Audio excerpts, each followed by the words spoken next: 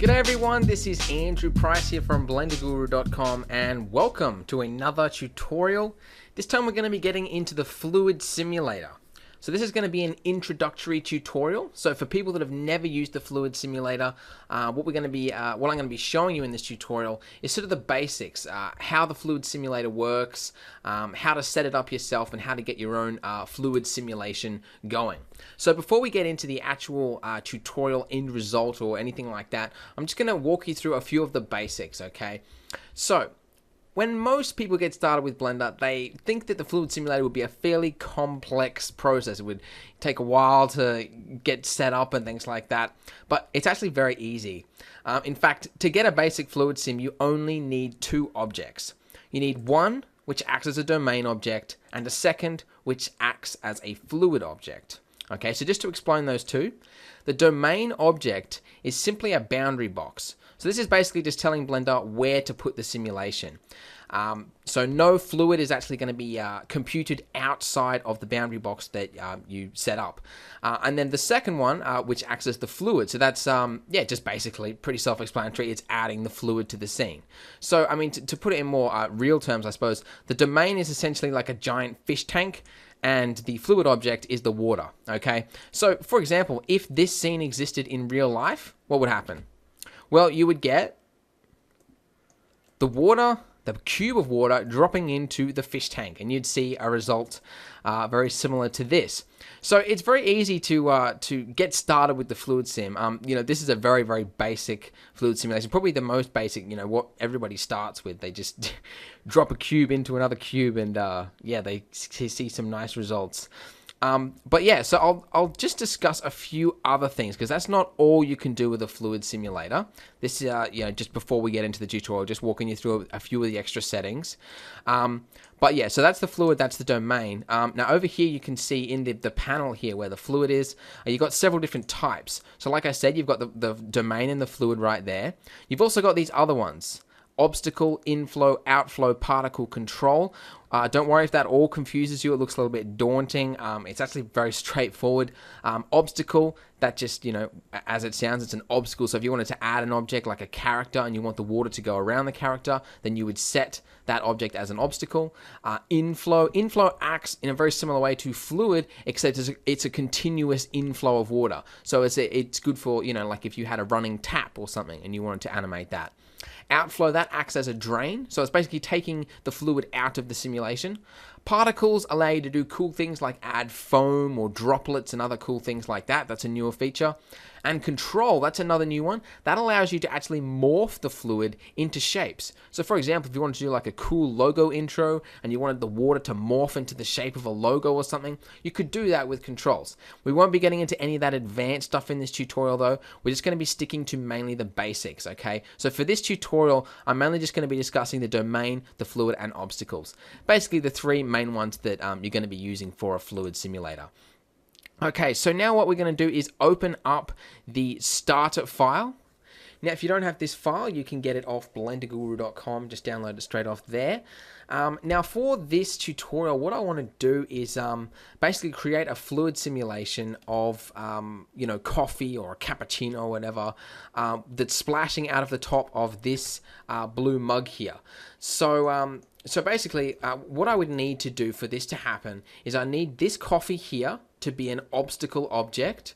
I need to have fluid in that cup, and I need to have something thrown into the cup to make that splashing forced effect. So those are some things that I need to be thinking about when I'm making this. Now, next thing you need to do is work out what parts of the scene need to be included in the simulation, or essentially how big does the domain object need to be? Because remember, the domain object is what defines where this fluid simulation is calculated. So what I'm going to do first of all is just add a cube like so, and I'm just going to position it just over this coffee cup right here. Now I've got the fluid is going to be forced out of it, so it's going to be splashing somewhat out to the sides there as well, and somewhat up to the top. So you sort of want to work out just how far the simulation needs to go as to how big the domain box needs to be, because The bigger the domain box is, the longer the fluid simulation is going to take to create. So if the box was this big and you tried to calculate the fluid into it, it would take it forever and it would be very low resolution and it wouldn't look very good at all. So you need to keep that in mind. Just basically keep the domain object as small as possible and shrunk down, and just work out what needs to be included into it and just make it that small. So I've got the domain object now. I've got it set up. What I need to do now is come over here to the physics panel. You click that blue button there, and you'll see here there's one for fluid. So click add, and then set the type to domain. Okay, now there's all these confusing options here. I'm just going to leave them all as default for now, just while I piece together the scene. Second thing I need to do, select this coffee cup right here, and I'm going to add it into the fluid sim there, and I'm going to set it as obstacle. Okay, the default options there are fine, so we're going to leave that. And so now I've got the domain and I've got the obstacle. And I'm just going to move it just to the second frame just to make it easier on me. And, oh, maybe not. I'll add it to the that frame there. Okay, there we go. So now I can just focus on those. So next thing I need to do is I need to add some fluid to this simulation. So I need to, basically have an object in there that's going to be acting as the fluid. Now I could create a cube and, so when the fluid sim starts, the cube is dropped into it and that's where the fluid is. But that just takes longer to calculate and the water would have to settle then.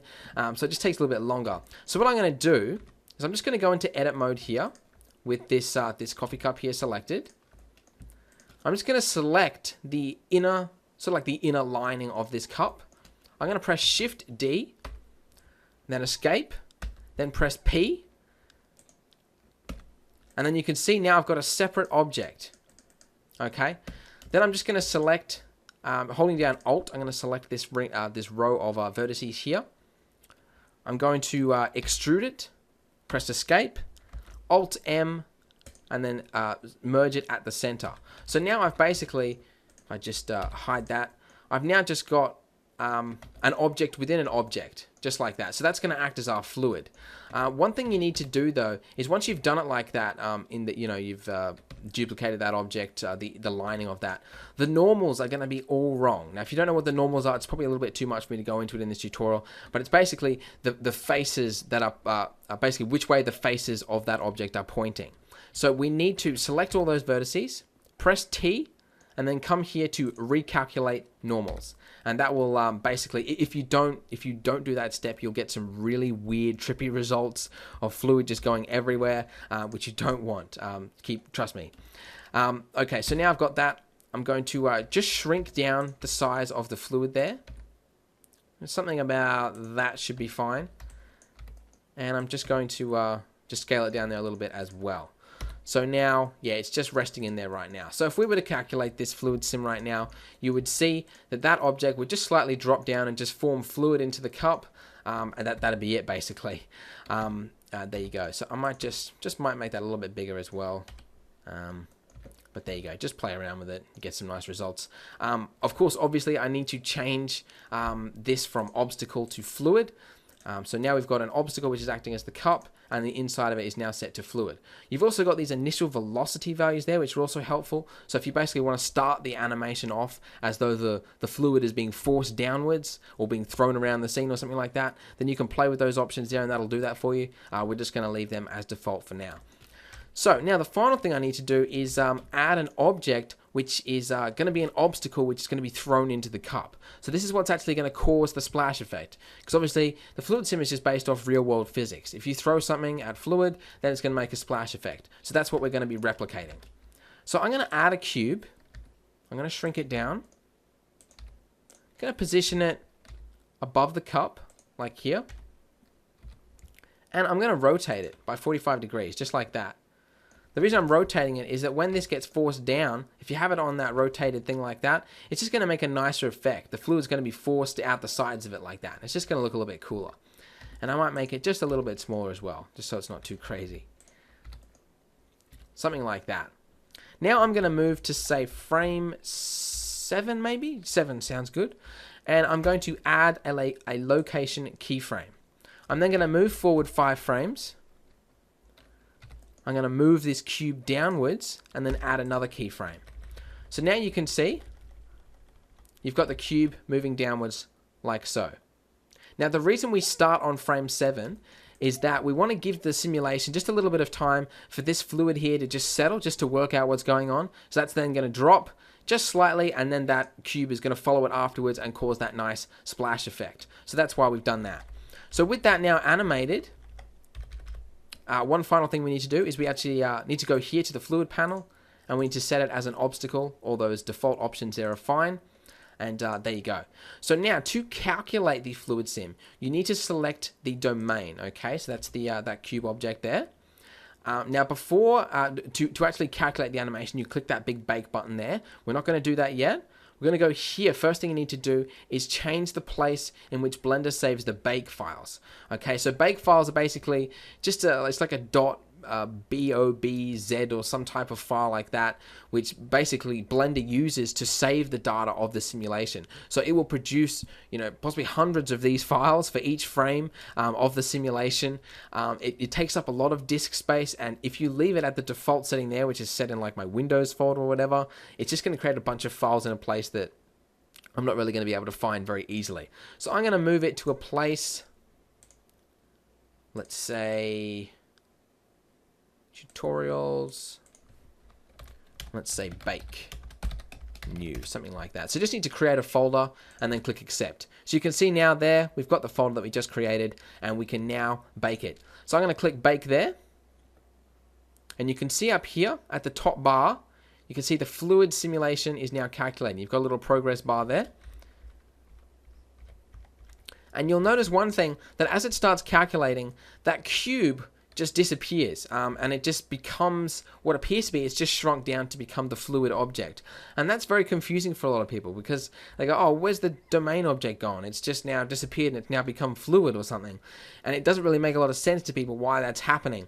But basically, the domain object is still there. And in fact, if you go here to the viewport display and you set it to geometry, you can still see the boundaries for that fluid simulation. But basically what it's doing is it uses the domain as the actual fluid for the simulation. So essentially when you render this, you're basically going to move all of those objects, the obstacles, even the fluid object there, and you're going to move them to another layer so they don't show up in the render. What you actually want to see is just this object right here. That's the only one you really need to be worried about. So now if we just cycle through this, see the cube goes into it, and out splashes our fluid, like so. Now, I mean, that is a basic splash animation. If you wanted to leave it there, you could. That's how you basically set up your first fluid simulation. That's all fine and dandy. I'm just going to walk you through just a few other things you can do just to get a nice looking result. Okay, because currently it's looking pretty mediocre. So, let's, with the domain object selected, let's go over here to these physics options here. Now the domain, that is where you're going to be doing most of your tweaking of how the fluid simulation is going to look. Don't need to really worry about any other values for any other the objects there, at least in this example, but the domain is the main one. So first of all, the main objects, the main thing that is really going to influence how good the fluid sim looks is the resolution of the simulation. Now for my final image, I think I used a resolution of 220, which takes a while to calculate. I think it took, I don't know, a couple of hours to maybe an hour or something like that to calculate it. Basically, the more RAM you have, the higher you can set that value to. I think I've got 8 gigs of RAM and I set it to 220. I think it can go higher than that, but I think when I was actually trying to render it at a higher resolution, Blender was crashing as well. So I need to keep that in mind. It's basically just the specifications of your computer, as high as it will let you do it. Probably best just to, go as high resolution as you can without it crashing. Now, what's confusing is you've also got another option over here which says preview. A lot of people don't know what the difference between those are. Preview is what you're seeing in the 3D viewport. Final is what you're going to see when it's rendered. So when you click bake, it's essentially calculating two simulations. It's calculating a preview simulation at 45 resolution, and it's calculating a final simulation based off 65. And actually, if you want, you can actually change the viewport display to the final. So you can see that the simulation there is just crisped up just a little bit, and it's just slightly nicer looking results. A lot of the time I don't even bother with preview. I just leave it at viewport set to final, just so I can see what the simulation looks like. That's not really a big problem to me. So basically the main one you need to focus on here is just this value here, resolution. Don't really need to worry about that one, just that one there. So I set mine to 220. I'm going to leave it at 65 just for this tutorial, just so it doesn't take forever to calculate, and we can get along with it. Now, the next one you need to focus on is this value here that says time. A lot of people just skip over this, and I'll tell you why that's a big mistake. The time, actually, before I get to, I'm just going to get a drink of water. Running out of... Oh, there we go. Oh, I can talk properly now. The time is based off basically the number of seconds that the simulations can be based on. So it's basing off sort of real world physics, as in, so basically it's taking these values here, frame 1 and frame 25, and it's saying that in those 25 frames, it would take 4 seconds in real life, which is obviously not right, because, you know, normally it's about 25 frames per second, you know, for film and things like that. So really this value here should be set to 1. Okay, that's really ideally what it should be to get the real world thing happening. Now, if you start up a new file in Blender, the number of frames you have here is 250. And with this default value set to 4, that's wrong. That value there should be 10. If you want to get real fluid, fast looking fluids, then that should be set to 10 if you're using the default 250 frames, okay? That's the reason why if you look on YouTube, there are so many really, really slow simulations, because people have just left the default value at 4 with 250 frames, and it's essentially slowing it down to less than twice the normal speed of fluid. So that's why all the simulations are slow. Just, yeah. Now, because I'm setting this to 25 frames per second, I've set that to 1, so it's just 1 second in real life. Now, actually, if you can, and this is what I did, I actually tweaked it a little bit more. I set this to 0.5. The reason for that is it doesn't really matter to me how fast the simulation is, because this is just going to be a still frame. So by setting it to really slower motion, it's actually giving me more frames that I can select from as the final simulation, if that makes sense. Okay. Other things you need to focus on is down here, you've got the domain boundary. So by default, the smoothing is set to 1. You can increase that to higher, and that just sort of sets the smoothing for the simulation. Subdivision, also similar as well. It just acts as a subdivider for the fluid, very important. Tracer particles, that's something where basically if there's a particle flying through the air, it will start creating little particles behind it, as if the big particles are leaving off smaller particles behind it. So if you, by default, it's turned off, you can increase that. It does increase the simulation time. The other one is generate particles. So particles are basically those droplets flying through the air. So that can give you a really nice effect as well. I think usually I set it to 2, and that one probably set to 1, I think, for most simulations I do. And then subdivision, I set it to 2, smoothing set to 2 as well. That just gives you some cool results. The other one here is the domain world. This is something a lot of people pass over as well. You've got the real world size. Currently, it's acting as if this box here is actually 50 centimeters by 50 centimeters, which is completely wrong. Because in real life, this would be probably about 20 centimeters. Not even that, probably about 0.15, about 15 centimeters.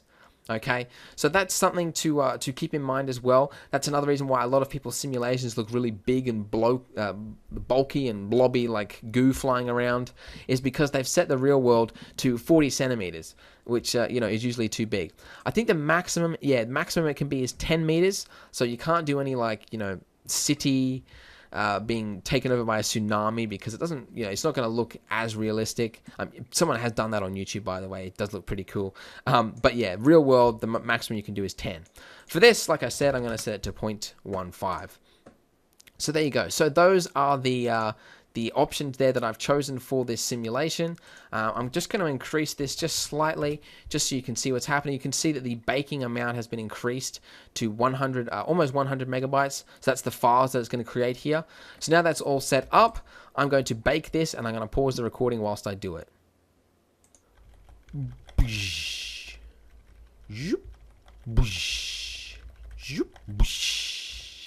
So there you go. As you can see, we've got a nice sort of explosion effect sort of happening, looking like someone threw like a cookie in the cup, or like North Korea got a bee in their bonnet about something again. But yeah, I mean, it's pretty simple to get a sort of a nice looking result using the fluid simulator. It's just a matter of mucking around with the settings. By the way, you'll notice I have actually changed a few things again whilst the recording was paused. I just switched a few of those options off because there was too many droplets. But yeah, there's not really one sort of solution as to, get the best looking water effect or anything like that. It's just a matter of playing around with it and working out, which settings to use based on the scene. So for this one, I want to look like sort of a cappuccino. It's like foamy. It's sort of like spewing out the top. So having this sort of like gloopy sort of foamy effect does kind of work for it. But if this was water, it probably wouldn't look right, and which I'd probably need more particles and things like that. But yeah, like I said, it's just a matter of just experimenting and mucking around with the settings just to work out what's going right. And I mean, most people just leave the settings as default and then they just render a fluid simulation. So, if you just experiment a bit, play around with the settings, then you'll already be ahead of 90% of other users out there. So there you go. So I hope you enjoyed this tutorial. I hope you got something from it. Again, there's the final finished result there. And by the way, if you're wondering, I did use the Lux render rendering engine for this image here. To keep this tutorial simple, I haven't included any materials or lighting or anything like that. I just wanted to focus entirely on the fluid simulator. But if you do want to have a look at the rest of the scene, you're welcome to download the finish.blend off Blender Guru. I've provided it there for you for free. So if you want to have a look at that, you can. But there you go. So I hope you enjoyed this tutorial. Hope you got something from it. If you can leave a comment, let me know your thoughts on it. And thanks very much for watching.